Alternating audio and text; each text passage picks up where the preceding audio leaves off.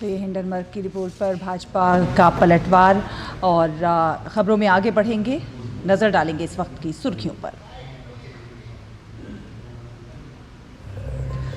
बांग्लादेश में सत्ता परिवर्तन के बाद हिंदुओं पर हुए हमले के खिलाफ दुनिया भर में विरोध प्रदर्शन। अमेरिका, ब्रिटेन, फिनलैंड समेत कई देशों में प्रदर्शन।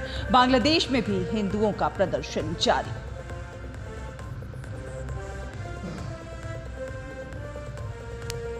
बसपा सुप्रीमो मायावती ने कांग्रेस और मल्लिकार्जुन खड़गे पर लगाया झूठ बोलने का आरोप। कहा, आरक्षण का श्रेय नेहरू जी और गांधी जी के बजाय डॉक्टर अंबेडकर को जाता है।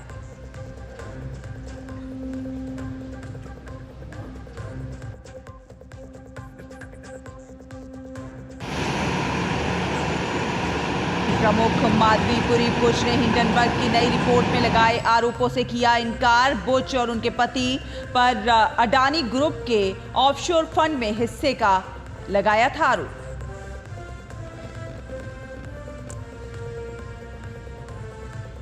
जम्मू कश्मीर के किश्तवाड़ में सुरक्षा बलों और आतंकियों के बीच मुठभेड़। जैश के आतंकियों का समूह फंसा। अनंतनाग में सेना ने आतंकियों के खिलाफ तेज किया अभियान।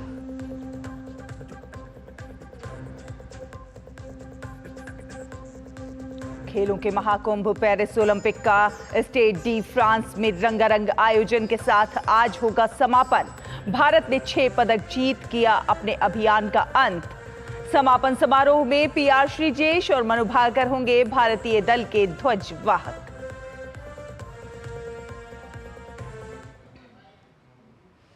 तो बांग्लादेश में सत्ता परिवर्तन के बाद वहां की कानून व्यवस्था चरमरा गई है। हिंदुओं पर लगातार हो रहे हमले के खिलाफ दुनिया भर में विरोध प्रदर्शन जारी हैं। अमेरिका, ब्रिटेन, यूएन हेडक्वार्टर से लेकर फिनलैंड समेत कई देशों में आक्रोश व्यक्त किया जा रहा है। चटगांव में तख्ता पलट के बाद अपने खिलाफ हो रही हिंसा के विरोध में हिंदुओं ने विशाल रैली निकाली। हिंदुओं ने देश के नागरिकों के रूप में सुरक्षा और समान अधिकारों की मांग की। 5 अगस्त को बांग्लादेश की पूर्व प्रधानमंत्री शेख हसीना के इस्तीफे के बाद से बांग्लादेश के 52 जिलों में अल्पसंख्यक समुदाय के लोगों, विशेषकर हिंदुओं के उत्पीड़न की असंख्य घटनाएं सामने आई हैं।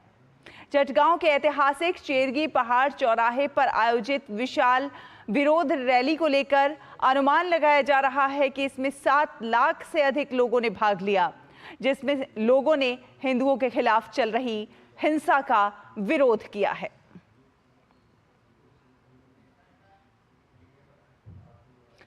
तो बांग्लादेश में सत्ता परिवर्तन के नाम पर जो उत्पात हो रहा है, उसकी आवाज पूरी दुनिया में सुनी जा रही है। हिंदुओं और अन्य अल्पसंख्यकों की सुरक्षा की मांग करते हुए संयुक्त राष्ट्र मुख्यालय के बाहर बड़ी संख्या में लोगों ने विरोध प्रदर्शन किया। अमेरिकी रिपब्लिकन सांसद पैट फॉलन ने भी बांग्लादेश में अल्पसंख्यकों को निशाना बनाए जाने की घटनाओं पर चिंता व्यक्त की है और इसकी निंदा भी की है। भारतीय मूल के अमेरिकी सांसद श्री थानेदार ने भी बांग्लादेश में हिंदुओं और अन्य अल्पसंख्यकों पर हमले की घटनाओं पर कड़ी नाराजगी जाहिर की है और दोषियों के खिलाफ कार्रवाई की मांग की है। भारतीय अमेरिकी सांसद राजा कृष्ण मूर्ति ने अमेरिकी विदेश मंत्री एंटनी ब्लिंकन को पत्र लिखकर उनसे देश में हिंदुओं के खिलाफ हिंसा को समाप्त करने में बांग्लादेशी सरकार की सहायता करने का आग्रह किया है। कृष्णमूर्ति ने ब्लिंकन से अनुरोध किया कि वो बांग्लादेश की अंतरिम सरकार के प्रमुख मोहम्मद यूनुस से बात करें और हिंसा को समाप्त करें और अपराधियों को न्याय के दायरे में लाएं। बांग्लादेश में हिंदुओं पर लगातार हो रहे हमलों के खिलाफ ब्रिटेन में भी लोग बड़ी संख्या में एकत्रित हुए और लंदन में संसद भवन के सामने विरोध प्रदर्शन किया। प्रदर्शनकारियों ने कहा कि बीते 5-6 दिनों से बांग्लादेश में लोग अल्पसंख्यकों के घरों को जला रहे हैं। लोग हिंदुओं, ईसाइयों पर लगातार अत्याचार कर रहे हैं। हम बांग्लादेश के हिंसा पीड़ितों के लिए न्याय चाहते हैं।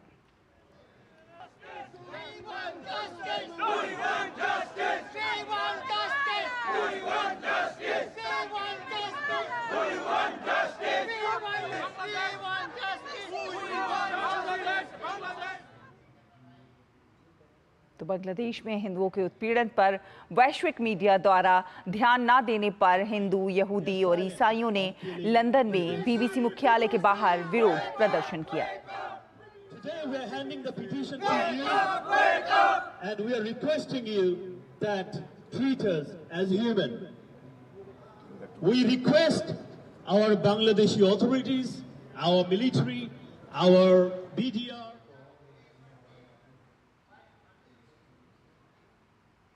वहीं बांग्लादेश के उत्पीड़ित अल्पसंख्यक हिंदुओं के साथ एकजुटता दिखाने के लिए कनाडा के हिंदू टोरंटो में एक साथ आए।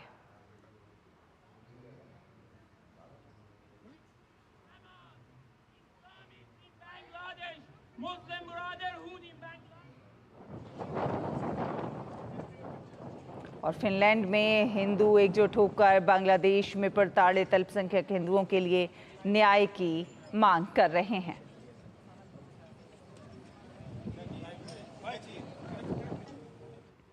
बांग्लादेश में हिंसा और विरोध प्रदर्शनों के बाद राजनीतिक उथल-पुथल के बीच भारतीय सुरक्षा बल हाई अलर्ट पर है। स्थिति की गंभीरता को देखते हुए केंद्र ने बीएसएफ को किसी तरह की घुसपैठ को रोकने का निर्देश दिया है। इस बीच बीएसएफ के जवानों ने असम के धुबरी जिले में अंतर्राष्ट्रीय सीमा के माध्यम से प्रवेश करने की कोशिश कर रहे बांग्लादेशी लोगों के एक समूह को पीछे धकेल दिया।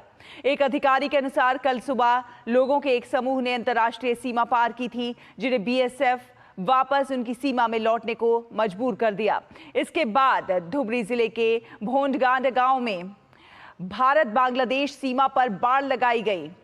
मामले से अवगत सुरक्षा अधिकारियों ने बताया कि शुक्रवार को भी करीब 1000 बांग्लादेशी नागरिकों ने पश्चिम बंगाल के कूच बिहार जिले के सीतलकुची में अंतर्राष्ट्रीय सीमा के जरिए भारत में प्रवेश करने का प्रयास किया, लेकिन उनमें से ज्यादातर को बीएसएफ के जवानों ने वापस खदेड़ दिया।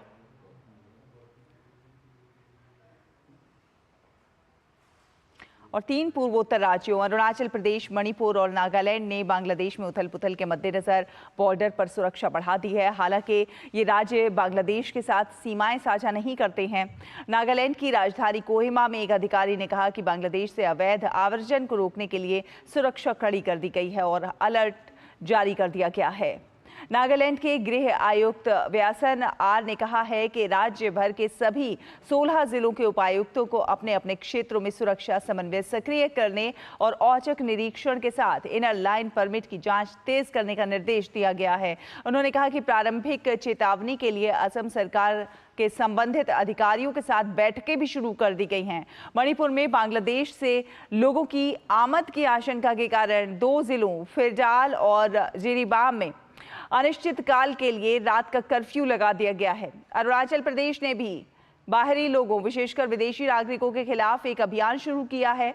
पिछले 2 दिनों में पुलिस ने ईटानगर क्षेत्र में आईएलपी नियमों का उल्लंघन करने वाले 155 लोगों की पहचान की है। राज्य सरकार ने लोगों से अवैध प्रवेशकों की पहचान करने और रिपोर्ट करने में पुलिस के साथ सहयोग करने का आग्रह किया है। इनर लाइन परमिट एक आधिकारिक यात्रा दस्तावेज है जो कि भारतीय नागरिकों को सीमित समय के लिए संरक्षित क्षेत्रों में जाने या फिर रहने की अनुमति देता है। आईएलपी प्रणाली अरुणाचल प्रदेश, नागालैंड, मिजोरम और मणिपुर में लागू है। और मेरठ से बीजेपी सांसद अरुण गोविल बांग्लादेश में मंदिरों के अपमान पर उन्होंने चिंता जाहिर की है। उन्होंने कहा है कि जो कुछ भी हुआ है वो असहनीय है। वर्तमान में बांग्लादेश की स्थिति में जो यही है, जो उनके अपने अंदरूनी कारण थे उनकी वजह से हुआ, लेकिन उसमें जो हमारे मंदिरों का अपमान हुआ, जो हमारे लोगों का उनको तकलीफ हुई है, जो माइनॉरिटीज़ को तकलीफ हुई है, वो बहुत ही उसको कंडेम किया जाना चाहिए बिल्कुल, और बहुत ही असहनीय है, वो बहुत ख़राब चीज़ है। उसके लिए भारत सरकार ने भी जो भी कदम उठाए उनका स्वागत है।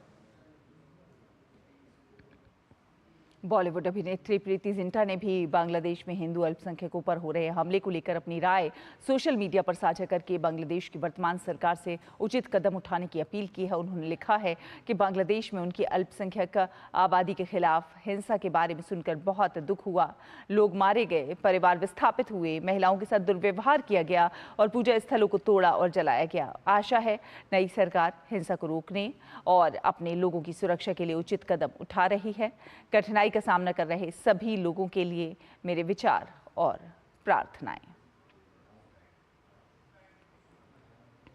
खबरों में आगे बढ़ेंगे। आपको बता दें कि बहुजन समाज पार्टी की मुखिया मायावती ने SC/ST आरक्षण में क्रीमी लेयर को लेकर आए सुप्रीम कोर्ट के फैसले पर भारतीय राष्ट्रीय कांग्रेस पार्टी के रवैये पर भी सवाल खड़े किए हैं।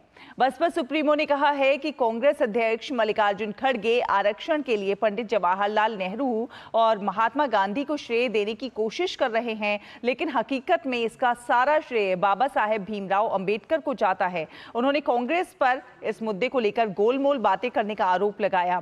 बसपा सुप्रीमो मायावती ने कांग्रेस पर निशाना साधते हुए एक्स पर किए गए अपने पोस्ट में लिखा है कि कल BSP की प्रेस कॉन्फ्रेंस के बाद कांग्रेस पार्टी के राष्ट्रीय अध्यक्ष के दिए गए बयान की जानकारी मिली, जिससे SC/ST के समक्ष कांग्रेस पार्टी के बयान में बाबा साहेब डॉक्टर भीमराव अंबेडकर को नहीं बल्कि पंडित नेहरू और गांधी जी को आरक्षण का श्रेय दिया गया है, जिसमें कि रत्ते भर भी सच्चाई नहीं है। मायावती ने कहा कि वास्तव में आरक्षण का पूरा श्रेय बाबा साहेब डॉक्टर भीमराव अंबेडकर को ही जाता है, जिनको किस तरह से कांग्रेस के लोगों ने संविधान सभा में जाने से रोकने का षड्यंत्र रचा और उनको चुनाव में भी हराने का काम किया। कानून मंत्री पद से भी इस्तीफा देने को विवश किया गया। कांग्रेस के राष्ट्रीय अध्यक्ष ने यह कहा कि देश में SC और ST वर्गों के उपवर्गीकरण के संबंध में पार्टी के स्टैंड का खुलासा करने के पहले इनकी पार्टी NGOs और वकीलों आदि से विचार विमर्श करेगी, जिससे स्पष्ट है कि कांग्रेस उपवर्गीकरण यानी कि सब क्लासिफिकेशन के पक्ष में है। बसपा सुप्रीमो मायावती ने आरोप लगाया कि कांग्रेस द्वारा क्रीमी लेयर के बारे में भी गोलमोल बातें की गई हैं। कांग्रेस के 99 सांसद होने के बाद भी सत्रावसान होने तक संसद में सुप्रीम कोर्ट के निर्णय को निष्प्रभावी बनाने के लिए कोई भी आवाज नहीं उठाई गई, जबकि इस पार्टी ने संविधान और आरक्षण को बचाने के नाम पर ये सीटें जीती हैं। और कोलकाता के सरकारी मेडिकल कॉलेज में महिला डॉक्टर से दुष्कर्म और फिर हत्या के मामले में इंडियन मेडिकल एसोसिएशन ने जांच पूरी करने के लिए कल अधिकारियों को 48 घंटे का अल्टीमेटम दिया और चेतावनी दी कि अगर इस अवधि के भीतर दोषियों को गिरफ्तार नहीं किया गया तो वे देशव्यापी विरोध प्रदर्शन करेंगे। IMA ने निष्पक्ष समयबद्ध जांच की मांग की और साथ ही साथ कार्यस्थल पर चिकित्सकों, खास करके महिलाओं की सुरक्षा में सुधार के लिए तत्काल कदम उठाने के साथ ही अपराध को बढ़ावा देने वाली स्थितियों की विस्तृत जांच कराने को कहा। FAI-MA डॉक्टर्स एसोसिएशन के अध्यक्ष ने CBI जांच की मांग करते हुए मृतक के माता पिता को 1 करोड़ रुपये का मुआवजा दिए जाने की मांग की है।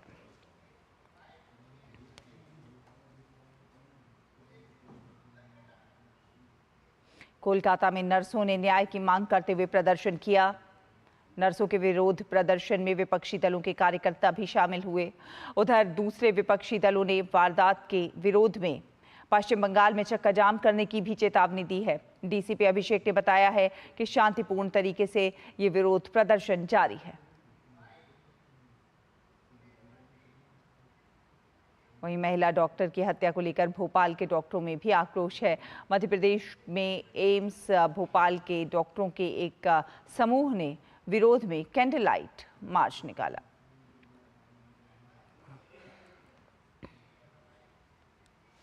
और अगली खबर का रुख करते हैं। भारतीय प्रतिभूति और विनिमय बोर्ड की अध्यक्ष माधवी पुरी बुश और उनके पति धवल बुश ने शॉर्ट सेलर हिंडनबर्ग रिसर्च के आरोपों का खंडन किया है। अमेरिकी निवेश अनुसंधान फर्म हिंडनबर्ग रिसर्च का आरोप है कि माधवी पुरी बुश और धवल बुश के पास अडानी समूह से जुड़ी अपतटीय यानी कि ऑफशोर संस्थाओं में हिस्सेदारी है।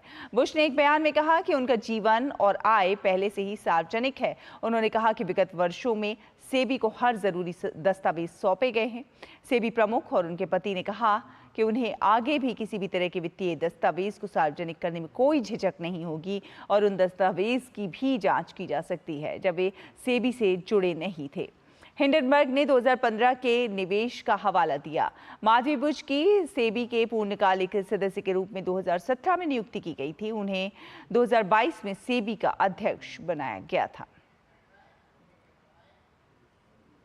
और वकील जय अनंत देराय ने हिंडनबर्ग की रिपोर्ट को बेबुनियाद बताया है। जय अनंत ने कहा है कि रिपोर्ट में ऐसा कोई सबूत नहीं है कि सेबी अध्यक्ष ने कोई रिश्वत ली है। उन्होंने कहा कि रिपोर्ट में गलत कमाई और अपारदर्शी संपत्ति का आभास पैदा करने के लिए नियमित निवेश साधनों को सनसनीखेज बनाया गया है। जय अनंत ने कहा है कि रिपोर्ट अपने ही पहले के दावों को दोहराती है जिन्हें सुप्रीम कोर्ट ने खारिज कर दिया था। साथ ही साथ भारत और विदेशों में एक हताश गुट सक्रिय है जिसका लक्ष्य भारतीय बाजारों को अस्थिर करना और प्रधानमंत्री नरेंद्र मोदी को उखाड़ फेंकना है। उन्होंने कहा कि लोकतंत्र के खातिर हमारी जांच एजेंसियां इस खतरे के प्रति सचेत रहें।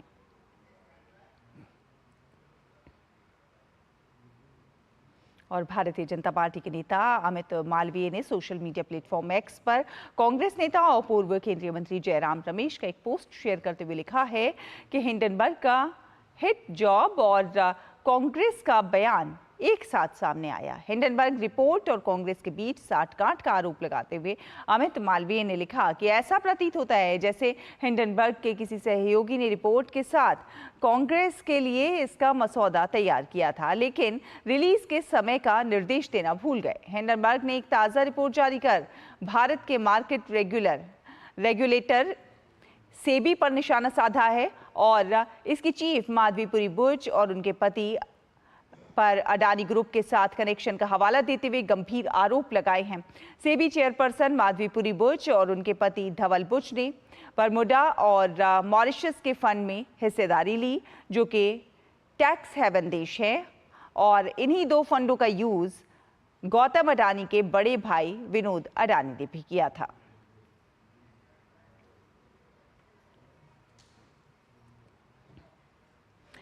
तो आइए डालते हैं एक नजर हिंडनबर्ग मामले की क्या है क्रोनोलॉजी। 9 जनवरी अडानी ग्रुप का मार्केट कैप 19.41 लाख करोड़ रुपए पहुंचा। 25 जनवरी हिंडनबर्ग ने अडानी ग्रुप के खिलाफ रिपोर्ट जारी की। मार्केट कैप 18.19 लाख करोड़ रुपए पर पहुंचा। ये रिपोर्ट ग्रुप के अडानी एफपीओ लाने के कुछ ही दिन पहले आई है। 27 जनवरी अडानी इंटरप्राइजेस का $2.45 बिलियन एफपीओ खुला। इस तारीख तक मार्केट कैप घटकर 14.97 लाख करोड़ रुपए रह गया था। 28 जनवरी एफपीओ प्लान्स में कोई बदलाव नहीं किया गया। मार्केट कैप 13.60 लाख करोड़ रुपए रह गया। 29 जनवरी हिंडनबर्ग रिपोर्ट के आरोपों को खारिज करते हुए अडानी ग्रुप ने 413 पेजों का जवाब जारी किया। 31 जनवरी भारत का सबसे बड़ा एफपीओ पूरी तरह से सब्सक्राइब किया गया। ग्रुप का मार्केट कैप 11.73 लाख करोड़ रुपए तक पहुंच गया। 1 फरवरी नैतिक आधार पर अडानी ग्रुप ने फुल सब्सक्रिप्शन के बावजूद एफपीओ वापस ले लिया। ग्रुप का मार्केट कैप 10.39 लाख करोड़ रुपए ही बचा। 2 फरवरी चेयरमैन गौतम अडानी ने साफ कहा कि कंपनी के ऑपरेशंस पर कोई असर नहीं पड़ा है। इस बीच मार्केट कैप और नीचे गिरा। ये 10.06 लाख करोड़ रुपए रह गया। 13 फरवरी ग्रुप ने कहा कि बिजनेस प्लान की पूरी फंडिंग है। मार्केट कैप और नीचे जाकर 9 लाख करोड़ रुपए के नीचे 8.77 लाख करोड़ रुपए तक पहुंचा। 2 मार्च ग्रुप का मार्केट कैप 8.51 लाख करोड़ रुपए रह गया। मतलब 39 दिन में लगभग 11 लाख करोड़ रुपए का मार्केट कैप साफ हो गया। इसी दिन GQG ने 1.87 बिलियन डॉलर में 8.2 मिलियन शेयर्स खरीदने का ऐलान किया और इसी दिन सुप्रीम कोर्ट ने एक्सपर्ट कमेटी बनाई। और ज्यादा जानकारी के साथ हमारी सहयोगी श्यामा जुड़ गई हैं। जी श्यामा। जी श्यामा, कैसे देखती है? देखिए शैला, सबसे पहले तो आपने जो वकील का एक बयान सुनाया वही सबसे पहले वहां से शुरुआत करते हैं कि जहां पर ये फॉरेन पेपर्स होते हैं या इंटरनेशनल पेपर्स होते हैं वो किस तरीके से आरोप लगा रहे हैं और ये एक तरीके से बहुत भारत के ग्रोथ को मलिशियस तरीके से हिट करने की कोशिश करी जा रही है, ये बताया जा रहा है। और इसी संदर्भ में अगर हम बात करें तो आपने भी अपने इस रिपोर्ट में बताया कि किस तरीके से पहले भी हिंडनबर्ग ने एक रिपोर्ट जारी किया था जिसमें उन्होंने अडानी ग्रुप के ऊपर काफी सारे संगीन आरोप लगाए हुए थे ऑफशोर ऑब्सक्योर फंड्स के बारे में। एक शेल कंपनी होती है जो यूजुअली उस कंपनी में ना काम करने वाले होते हैं ना कर्मचारी होते हैं, पर वहां पर इन्वेस्टमेंट्स होते हैं और वो एक तरीका होता है कि पैसों का जो कोई अपने चालू कंपनी से जो चल रही है कंपनी, वहां से अगर आपको हटाना है और कहीं और रखना है उसे हटाने छुपाने के लिए, तो शेल कंपनीज का प्रयोग किया जाता है। हिंडनबर्ग ने इस बार जो कल उन्होंने रिपोर्ट जारी की है उसमें वही बात बताया है कि सेबी की चीफ जो है माधवीपुरी बुच और उनके पति जो है धवल बुच, इन लोगों का इन्वेस्टमेंट्स रहा है, इन लोगों का एक स्टेक रहा है ऑब्सक्योर ऑफशोर फंड्स में। और ऑफशोर फंड्स हम जानते हैं कि ये भारत के नहीं होते हैं बल्कि दूसरे विदेशों के होते हैं जहां पर यूजुअली टैक्स की छूट होती है या यूजुअली ऐसे जगह होते हैं जहां पर आप उनके ट्रांजैक्शंस को मैप नहीं कर सकते हैं। तो ऐसा उन्होंने बताया है कि माधवीपुरी बुच जो सेबी की चीफ है और उनके हस्बैंड और दोनों का उसमें स्टेक रहा है। और साथ ही ये भी बताया है कि जब वो सेबी चीफ बनी तो उन्होंने कुछ ही समय में एक तो गौतम अडानी से भी वो मुलाकात किया उन्होंने, और वो एक मुलाकात काफी एक तरीके से इम्पोर्टेंट रही। और उसके अलावा थोड़े ही समय में उन्होंने जितनी भी ओनरशिप थी स्टेक्स की या जो उनके पास में उनके नाम पर ये इन्वेस्टमेंट्स थे, उन्होंने सारा ट्रांसफर कर दिया अपने हस्बैंड के नाम पर। और एक ये भी आरोप लगाया है कि उन्होंने अपना प्राइवेट मेल आईडी जो है वो इसका इस्तेमाल किया है ये सब करने में। वहीं अगर हम बात करें तो सेबी की तरफ से सेबी चीफ की तरफ से रादर एक स्टेटमेंट कल रात को ही जारी किया गया जहां वो बता रही हैं कि वो और उनके पति बता रहे हैं कि ये पूरी तरीके से खोखला है और उनके कैरेक्टर को असैसिनेट करने की एक कोशिश है, ये प्रयत्न है कि उनके नाम को खराब किया जाए, उनके नाम को बदनाम किया जाए। अब इसे इस तरह से भी जोड़ सकते हैं कि क्योंकि सेबी ने हाल ही में हिंडनबर्ग को भी एक शोकॉज नोटिस जारी किया था, क्योंकि शोकॉज नोटिस इसलिए जारी किया था क्योंकि उन्होंने कई सारे ऐसे आरोप लगाए थे कि सेबी जो जांच कर रहा है उसमें कहीं ना कहीं एक कह सकते हैं कि शॉर्टकमिंग हो रही है, वो अडानी के खिलाफ बहुत कड़ी कार्रवाई नहीं कर रहे हैं। तो ये सब चीजों में भी ये एक रिटेलिएशन का बात किया जा सकता है यहाँ पर। वहीं अडानी के ग्रुप ने भी एक ऑफिशियल स्टेटमेंट जारी किया है जो उन्होंने एक्सचेंजेस को भी दिया है, जहां पे वो बता रहे हैं कि ये एक जो रिपोर्ट है वो पूरी तरीके से एक रेड हेयरिंग उसे नाम दिया गया है, उसको टर्म किया गया है। और साथ ही उन्होंने कहा है कि ये मलिशियस है, मिसलीडिंग है और साथ ही उनके नाम को उनके एसेट्स को खराब करने की एक कोशिश है ये। और साथ ही उन्होंने बताया है कि बार बार अडानी ग्रुप पूरी तरीके से बता चुका है कि वो ट्रांसपेरेंट तरीके से काम कर रहे हैं। दोनों ही पार्टी अगर हम बात कर लें सेबी चीफ की और अडानी की भी, तो दोनों ये दावा कर रहे हैं कि हमारे पास जितने भी ट्रांजैक्शन है या जितने भी हमारे जिन चीजों पे आरोप लगाया गया है वो पूरी तरीके से ट्रांसपेरेंट है और जब भी चाहे कोई भी अगर उसे जांच करना चाहता है तो वो पूरी तरीके से सहयोग करेंगे और अपने सारे जो डॉक्यूमेंट्स हैं अगर कुछ रिक्वायर्ड है तो वो दे देंगे। यानी कि दोनों ही जो यहाँ पर पार्टीज अगर हम कह सकते हैं वो कॉन्फिडेंट हैं अपने छवि को लेके। और ये एक बहुत बड़ी तरीके से इन्होंने आरोप लगाया है, ये बात कह रहे हैं। यहाँ पर ये भी बात देखने वाली होगी क्योंकि ये सबसे ये रिपोर्ट जो है एक फॉरेन पेपर का है, फॉरेन रिसर्च का है, तो ये पूरा विश्व पढ़ता है इसे और भारत की छवि को ये बहुत ज्यादा नुकसान पहुंचा सकता है। इस बात को भी ध्यान रखना काफी इंपॉर्टेंट होगा। तो आने वाले समय में हमें ये देखना होगा कि सेबी की तरफ से या माधवीपुरी बुच की तरफ से क्या और कोई स्टेटमेंट आ रहा है, क्या कोई और बयान आ रहा है और साथ ही इसे लीगल तरीके से कैसे आगे लेके जाया जाए, इसमें कैसे डल किया जाए, वो भी देखने वाली बात होगी। क्योंकि बार बार अगर ऐसे रिपोर्ट्स आते रहें फॉरेन पेपर्स के तो ये बहुत बड़ी एक कंसर्निंग बात है, बहुत बड़ी दुख की बात है कि बार बार ये अटैक हो रहा है। और साथ ही ये भी जांच की जाएगी कि इसमें कितना तथ्य है। बिल्कुल श्यामा, इस पर बात करेंगे आपसे कि इसे लीगल तरीके से कैसे आगे ले जाएंगे। लेकिन इसी बीच भारतीय जनता पार्टी के नेता अमित मालवीय ने सोशल मीडिया प्लेटफॉर्म एक्स पर पोस्ट करके हिंडनबर्ग रिपोर्ट और कांग्रेस के बीच साठगांठ का आरोप लगाया है। उन्होंने कहा है कि ऐसा प्रतीत होता है जैसे हिंडनबर्ग के किसी सहयोगी ने रिपोर्ट के साथ कांग्रेस के लिए इसका मसौदा तैयार किया था। देखिए, ऑपोजिशन की अगर हम बात कर लें तो उनके लिए तो एक अपॉर्चुनिटी ही हो गई कि एक फॉरेन पेपर जो है वो ऐसे समय में आरोप कर रहा है जो जब सेबी चीफ की उनकी नियुक्ति हुई थी तो वो बीजेपी के या जो अभी सरकार है उनके समय में नियुक्ति हुई थी, तो उनके पास तो ये एक अवसर है कि वो उसके ऊपर अटैक करें और बताएं कि ये हिंडनबर्ग की जो रिपोर्ट है काफी सही है, उसे सपोर्ट करें, उसका समर्थन करें।